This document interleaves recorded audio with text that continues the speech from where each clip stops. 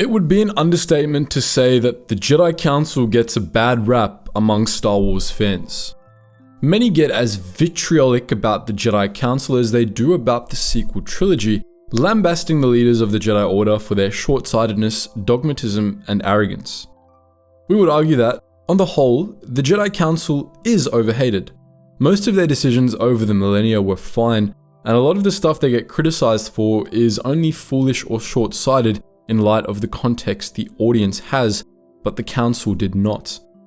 But that's not to say the Council didn't make mistakes. Far from it. They did make some truly catastrophic errors over their 25 millennia of existence, and in this video, we'll be taking a look at the worst 3.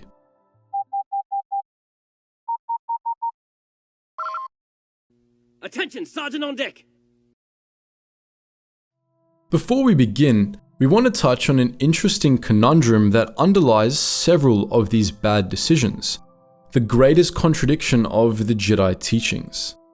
The Jedi, as you undoubtedly know, weren't all that keen on violence. They sought to establish peace and balance in the galaxy and in the Force.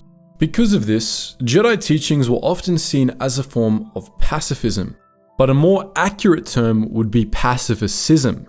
Instead of rejecting violence entirely, the Jedi were averse to violence and sought to eliminate it, but were willing to resort to it when it was deemed absolutely necessary.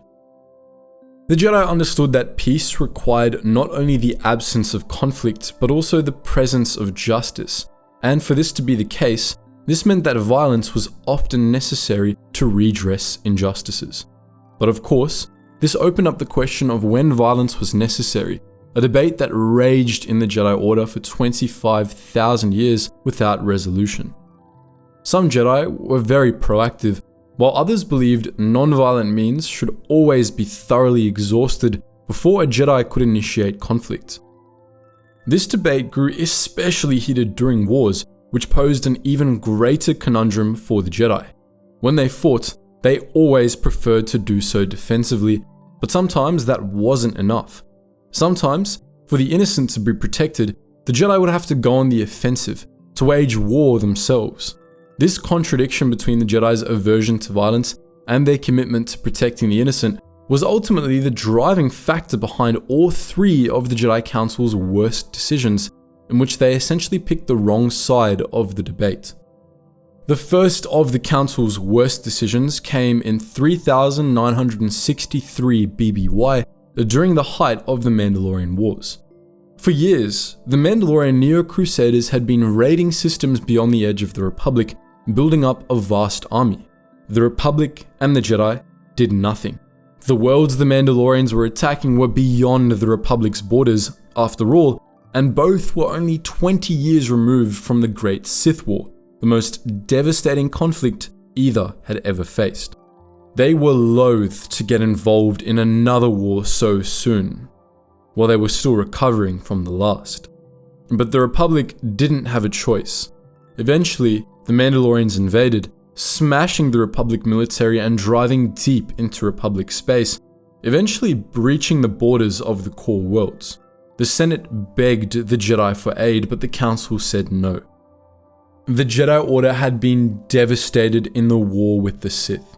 Exar Kun's disciples had slaughtered most of the Jedi Masters and destroyed the Jedi homeworld of Ossus.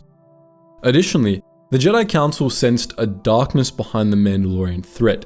They feared that a far darker threat was waiting behind the Mandalorians, and that, if the Jedi went off to fight them, the threat of the dark side would return. Thus, the Council decided to hold off on joining the fight to assess the Mandalorian threat.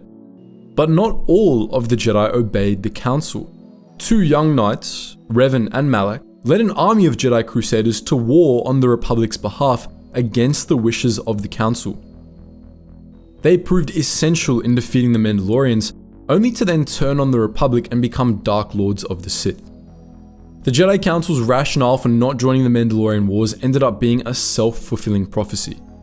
Without the guidance of Jedi Masters and the less hot-headed elements of the Order, Revan and his followers quickly succumbed to the pressures of the Mandalorian Wars, abandoning their moral codes, becoming more callous and willing to throw away lives, and eventually succumbing to the dark side. All of the revanchists had fallen to the dark side by the end of the war, except Mitra Surik, who was just built different.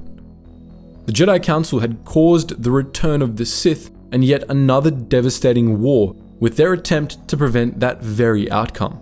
That's also not to mention the millions of lives and countless Outer Rim worlds they were willing to let burn by hesitating. Ironically, the Jedi Council's next catastrophic mistake was essentially the exact opposite of the one they had made during the Mandalorian Wars. After the Mandalorian Wars and the wars with Revan's followers, the Jedi Council was wiped out and reformed, though after a few centuries it fell into the same pattern as past Jedi Councils had followed. But in the later wars, especially against the Sith, the Council was more interventionist, coming to the Republic's aid much more frequently. As this happened, the Order and the Republic became more closely intertwined, especially during the New Sith Wars, in which the Jedi were the only thing holding the Republic together at all. After the New Sith Wars, the Republic got back on its feet and passed a series of huge reforms spearheaded by Tarsus Valorum, collectively known as the Ruusan Reformations. But these reforms didn't only affect the Republic, they affected the Jedi too. The Ruusan Reformation called for the Jedi Order to become part of the Republic's judicial department, thus integrating the Jedi into Republic government and subjecting them to the orders of the Senate. After some deliberation, the Jedi Council agreed to these decisions. The reason why this was a terrible call should be obvious. It limited the Jedi's ability to fight injustices in the government, and it was ultimately what destroyed the Order, forcing them into the Clone Wars and a series of bad decisions in which the Council had little other choice. Accepting the Ruusan Reformation was not only a bad decision in its own right, but also forced the Council into a ton of others down the line. The Council did have its reasons for accepting the agreement. They wanted to see the galaxy put back together and figured that, if subordination to the Senate was the price for peace and unity in the galaxy, it was a price worth paying. Additionally, by that point, the Jedi had already become quite close to the Republic. They acknowledged that it was a flawed government, but for thousands of years, it had been the only real alternative to the Sith, and so the Jedi had had no choice but to support it for a very long time. Over the course of the Sith Wars, this relationship steadily blinded the Jedi to the evils of the Republic. The Republic was always problematic. The Jedi Council actually recognized this for most of its history, and for 20,000 years it did its best to keep its distance from the Republic, being careful not to get caught up in its corruption and making sure to call out Republic injustices as they did during the Taiwanese War and the Pious Deer Crusades. But the threat of the Sith had slowly blinded the Republic to this reality. After accepting the Republic as the lesser evil for so long, they had forgotten that the lesser evil is still evil. This led them into the Jedi Council's third and final catastrophic decision: their choice to side against the Separatists. In 24 BBY, when former Jedi Count Dooku founded the Confederacy of Independent Systems, the Jedi initially stayed out of the blossoming Separatist crisis, hoping that conflict could be averted and believing that their involvement would only escalate things. Over the course of the next few years, they occasionally intervened on the Republic's behalf, mostly to stop Separatist-aligned terrorists from blowing people up. But they initially afforded the Separatist movement a degree of respect, unlike many in the Senate. But that changed with the Battle of Geonosis. When the Council learned that the Confederacy was raising an army against the Republic, and that Count Dooku had become a Sith Lord, all bets were off.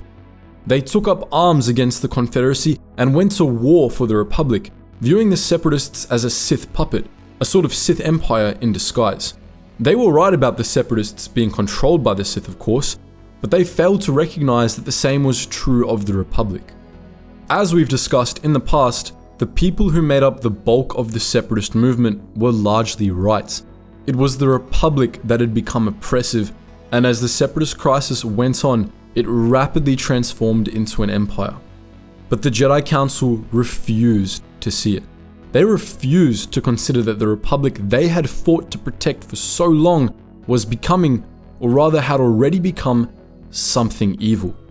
The Jedi Code forbade attachments, and rightly so, but not everyone on the Council heeded that rule. To quote the Revenge of the Sith novelization, Mace, too, has an attachment. Mace has a secret love. Mace Windu loves the Republic. Many of his students quote him to students of their own. Jedi do not fight for peace. That's only a slogan, and is as misleading as slogans always are.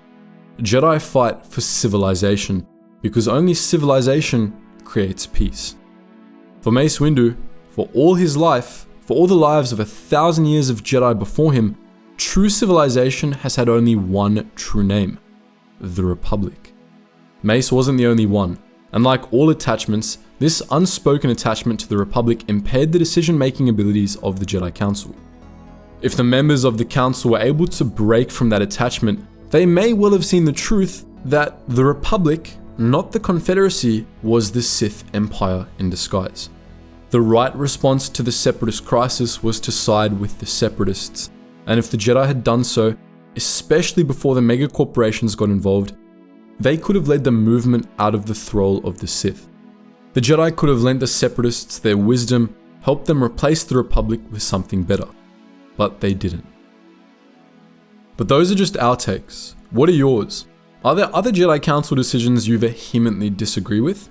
Do you think any of the decisions on this list were right after all?